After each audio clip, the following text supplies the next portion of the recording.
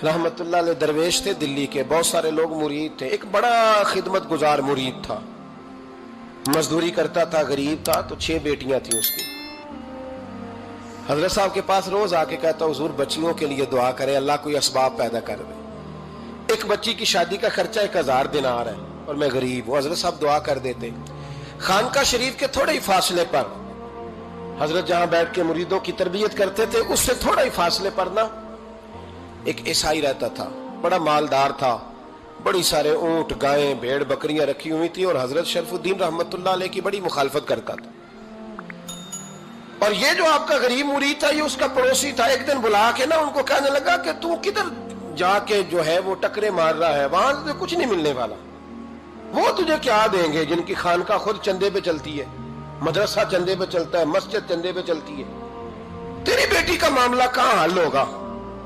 तो उस दरवेश ने कहा कि तू मेरे पीर को नहीं जानता, तू अजय मेरा महबूब नहीं डिठा, तो पता नहीं ना, तू इस रास्ते का मुसाफिर नहीं, तू नहीं जानता। उनका बस चले ना तो वो हर कीमत में मेरी बेटियों की शादी करा दे।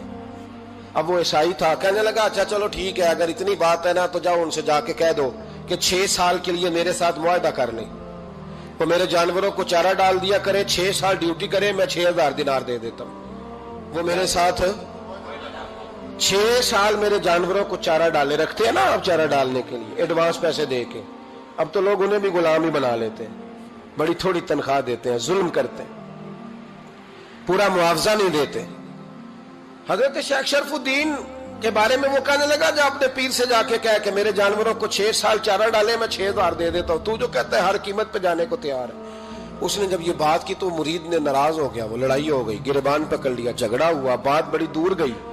इस तरह की बात करता मेरे हजरत के बारे में, तेरे जैसे कई मैं वहां काम पे रखा दूं। जब वो बड़ी बहस हुई, बात मोहल्ले में, इलाके में फैल गई, दुनिया ने सुन ली, तो शेख शरफुद्दीन तक भी पहुंच गई। इस तरह झगड़ा हुआ है। लोग सो गए इशा की नमाज के बाद। हजरत साहब ने ना सर पे कपड़ा लिया, उस ईसाई के दरवाजे पे दस्तक दी, वो बाहर आया, फरमाने लगे लोग तो सोच समझ के मुलाजम रखते हैं, तूने भी तो सोच ही लिया होगा, तभी तो मुझे ऑफर की है। तू अपनी ऑफर पे कायम है? वाकई मुझे रख लेगा और 6000 दिनार दे देगा? कहने लगा जा बाबा काम कर अपना। फरमाया नहीं, तूने इतने लोगों में बात की, इतनी बहस हुई, तो कायम है? कहने लगा मैं तो कायम हूं, पर आपने नहीं कायम रहना। फरमाया मैं सोच समझ के आया हूं। उसने कहा आप ड्यूटी करेंगे, भैंसों को चारा डालेंगे? फरमाया एक शर्त, बस जब अजान हो जाए ना तो मुझे रब की नमाज पढ़ने की इजाजत दे देना, बाकी सुबह शाम जो तू कहेगा। अगर उस गरीब की बेटियां ब्याही जाए तो मुझे और क्या चाहिए? उसकी 6 बेटियों का बोझ है उसके सर पे, तू मुझे रख ले। अल्लाह अकबर। वो कहने लगा चले पे मेरे साथ खते बंदगी कर ले। आजकल हम स्टाम करते हैं, उस जमाने में खते बंदगी होता था, गुलामी का खत काजी शहर के पास, यानी उसका ख्याल था कि चलो स्टाम की बात करूंगा तो भाग जाएंगे। फरमाया चल मैं तैयार हूं। काजी तक गए, तय हो गया, 6000 दिनार दे दिए। हजरत ने मुरीद को बुलाया, फरमाया पुत्र ये ले जा, जा मेरी बेटियों को रवाना कर दे। कहने लगा हुजूर ये क्या कर रहे हो आप, कुछ सोचे? फरमाया यार जब तुझे बेटा बना लिया तो फिर मेरी पोतियां तो लगती हैं ना, मेरा हक तो बनता है ना, जा जाके ड्यूटी कर, उनको ब्याह दे। बात फैल गई। बादशाह भी अकीदतमंद था, वो 12000 दिनार लेके पहुंचा।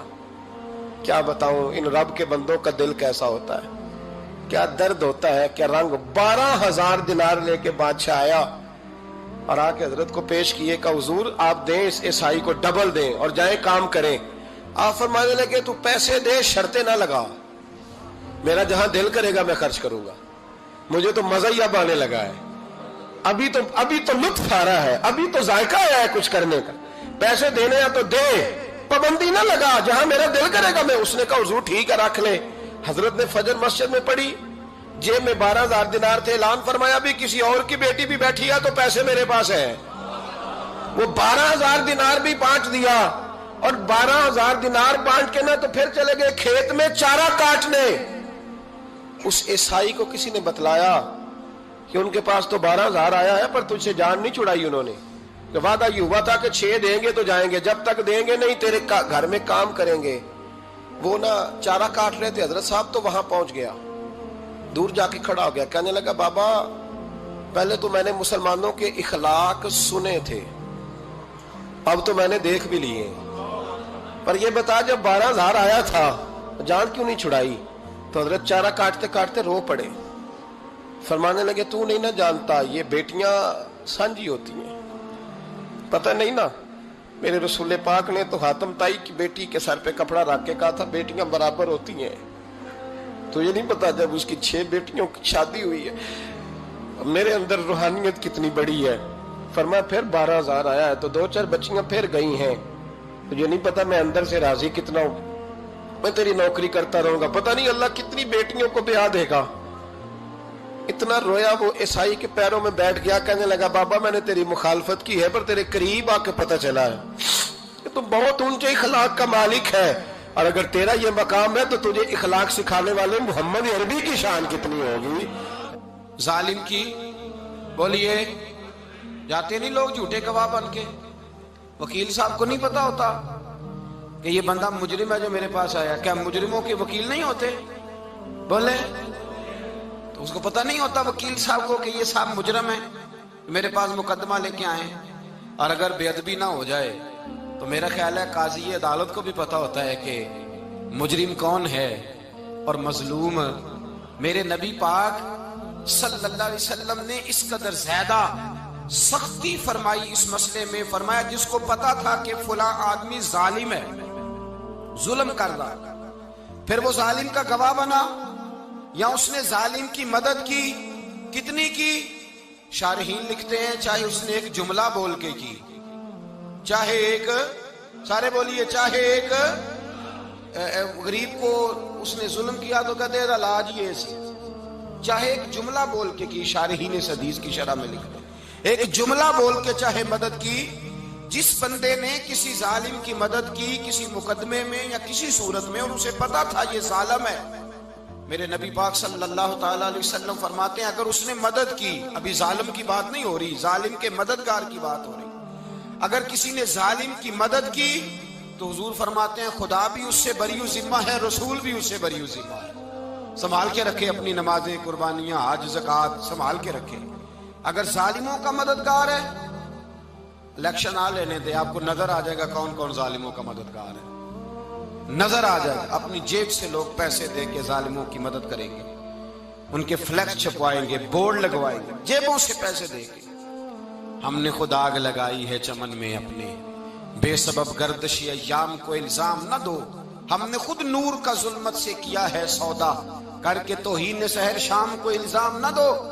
ظالموں کے مددگار میدان میں آ گئے، یہ چھوٹا لفظ نہیں، میرے حبیب پاک صلی اللہ علیہ وسلم نے فرمایا جو ظالم کا مددگار ہے سن لے جو سجن کے ساتھ کچہری جاتا ہے، وہ یاد رکھے جو دوست کا گواہ بنتا ہے، وہ یاد رکھے جو کہتا ہے میں مانگی گیا تھا، مجھے بلایا گیا تھا قبضہ چھڑانے کے لیے کسی غریب بیوہ کی جائیداد پہ، وہ سن لے تو مدد کر کے نہیں آیا، تو خدا کے ذمے سے نکل گیا ہے۔ رسول پاک نے فرمایا تیرا میرا تعلق ختم ہو گیا، تو ظالم کا مددگار ہو گیا۔ پھر تو کہتا میں بے چین ہوں، میں بے قرار ہوں، میں آزمائش کا شکار ہوں، پلٹ کے دیکھ تو صحیح تیرا گناہ کتنا بڑا ہے۔ میرے نبی پاک صلی اللہ علیہ وسلم کا ایک اور فرمان سن لیں، ابن ماجہ ابو داؤد میں موجود ہے، اس حدیث کو آپ نے یاد کر لینا ہے، کر لیں گے انشاءاللہ، سارے کہیے انشاءاللہ، کر لیں گے یاد۔ حضور صلی اللہ علیہ وسلم نے فرمایا اگر تو ظالم کی مدد کرے گا نا، یہ لفظ دل کی تختی پہ لکھ لینا، یہ مکافات عمل ہے، مکافات عمل دنیا، ادھر کرو گے تو ادھر بھرو گے۔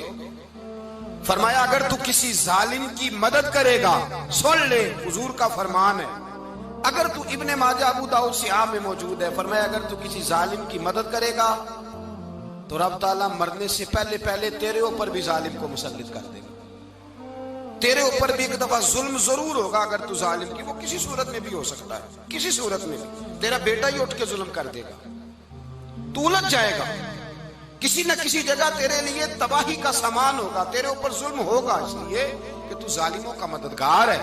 چاہیے یہ تھا کہ تو مظلوم کی مدد کرتا، انسانی ایمانی یقین کا فریضہ سر انجام دیتا، تو ظالموں کا مددگار ہو گیا۔ ٹٹول کے دیکھ لیں، رزلٹ نکال کے دیکھ لیں، ہمارے زمانے میں ظالموں کے مددگار زیادہ ہیں، اتنی لمبی زبانیں نکال کے ظالموں کی مدد کرتے ہیں، بڑے بڑے کالم نویس اللہ نے انہیں قدرت دی لکھنے کی، تو اپنا قلم ظالموں کی مدد میں خرچ کرتے ہیں۔ وہ لوگ جن کو اللہ تبارک و تعالیٰ نے قدرت دی، ہمت دی، طاقت دی، کچھ لوگ ان کے حلقہ احباب میں، وہ اپنے لوگوں کو استعمال کر کے ظالموں کی مدد کرتے ہیں، ظالموں کی مدد کرتے ہیں۔ میرے نبی کریم سید عالم نور مجسم صلی اللہ علیہ وسلم نے فرمایا، اگر تو نے ظالم کی مدد کی تو جب تک تو توبہ نہیں کرے گا رب تجھ سے ناراض ہی رہے گا۔ اللہ تجھ سے، او بھائی جس سے رب بھی ناراض ہو گیا، نہ کھانا نہ پینا نہ سونا نہ جاگنا نہ نیند، پھر تیری ہر چیز تیرے لیے آزمائش ہو جائے گی، پھر تیرا سایہ بھی تیرے لیے خوف کا سامان بنے گا، پھر زندگی جیتی جاگتی لاش بن جائے گی، تو اپنے کندھوں پر اپنی میت اٹھائے پھرے گا جب تو ظالم کا مددگار ہوگا۔ اور نبی پاک صلی اللہ علیہ وسلم نے فرمایا ظالموں کا مددگار بھی ظالم ہوتا ہے، ظالموں کا مددگار بھی، سارے بولے ظالموں کا مددگار بھی نہیں، کو نہیں، آپ سارے نہیں بولے، ایک دفعہ بولے ظالموں کا مددگار بھی، پکی بات ہے، ظالموں کا مددگار بھی۔ اللہ اکبر، جس کا یارانہ ہو، جس کا دوستانہ ہو، جو کہے میں نے نا اس کو اوکھے ویلے کے لیے ظالم کو یاد رکھا ہوا ہے۔ کبھی مشکل میں رکھے نہیں ہوئے لوگوں نے ظالم دوست، کہتے ہیں میں نے رکھے ہوئے ہیں، بلکہ ہمارے دیہات میں تو کہتے ہیں میں نے بازو بنائے ہوئے ہیں۔ کس کو بازو بنا لیا؟ ظالم بھی کبھی بازو ہوتا ہے، جو ظلم کی تلوار لیے میدان میں کھڑا ہے۔ قارون، حامان، فرعون، نمرود کا حال نہیں لوگوں نے دیکھا؟ اپنے زمانے میں آپ نے کتنے لوگ نہیں دیکھے جن کے سائے سے، آواز سے لوگ کانپتے تھے؟ پھر پولیس کی گاڑیوں میں وہ اس طرح مردہ پڑے کہ دنیا نے تماشا دیکھا ان کا۔ یہ رنگ ہم نے دیکھے نہیں اپنے آنکھوں سے۔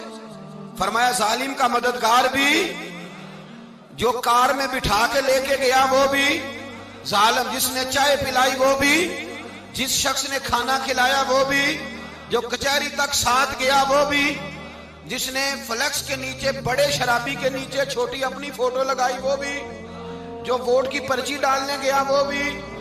کہہ دینا باہر نکل کے کہ حضرت صاحب نے سیاسی تقریر کی ہے، کہہ دینا، پر بات تو سچی ہے نا۔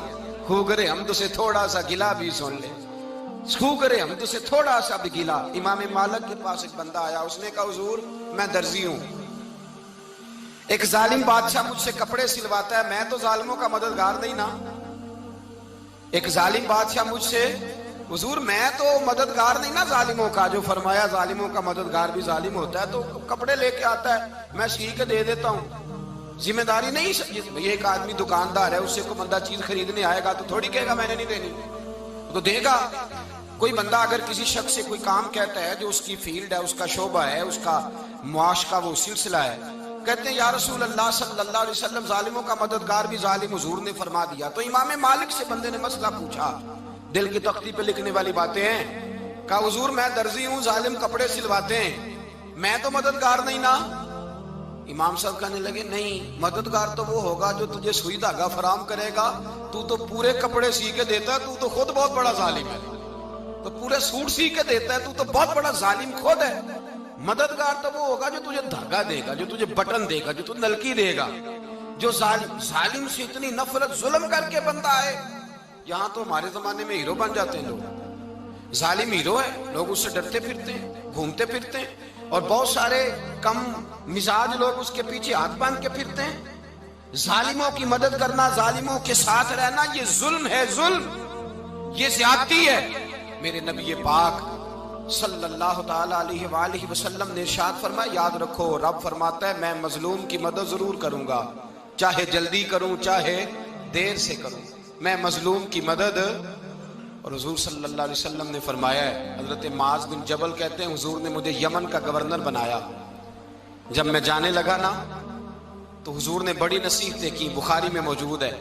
فرماتے ہیں جب میں پلٹنے لگا تو میرے رسول نے فرمایا معاذ ایک منٹ ٹھہر جا، ایک بات میری یاد رکھنا، اس کو نہ بھولنا۔ کہا حضور کیا؟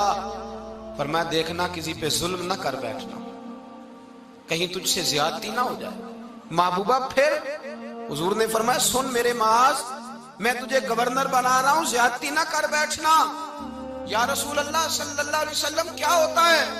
تو میرے کریم نے فرمایا جب مظلوم دعا کے لیے ہاتھ اٹھاتا ہے تو عرش کا مالک کہتا ہے فرشتوں پیچھے ہٹ جاؤ، عرش کا مالک کہتا ہے فرشتوں پیچھے ہٹ جاؤ۔